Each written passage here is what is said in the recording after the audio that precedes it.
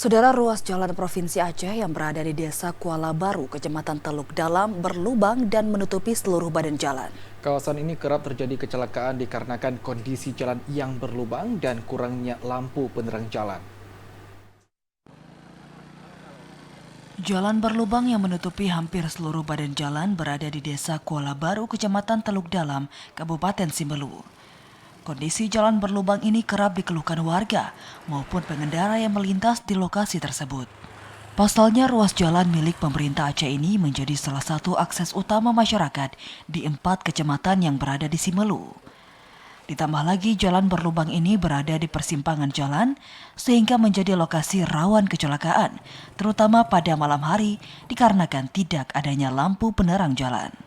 Kepala Desa Kuala Baru, Sultani, mengharapkan agar adanya segera perhatian dari pemerintah Aceh maupun Pemda Simelu untuk memperbaiki kondisi jalan yang rusak.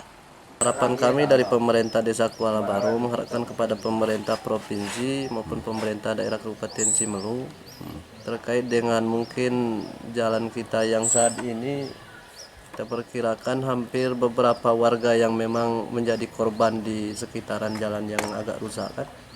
Jadi ketika terjadi kecelakaan nampaknya diakibatkan pertama kurangnya penerangan jalan, yang kedua jalan tersebut memang berlubang. Jalan ini merupakan jalan yang menghubungkan beberapa kecamatan di Simelu, sehingga kerusakan tersebut kerap dikeluhkan warga.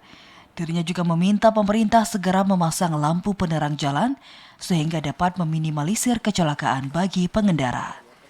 Dari Simelu, Al Ashab TVRI Aceh melaporkan.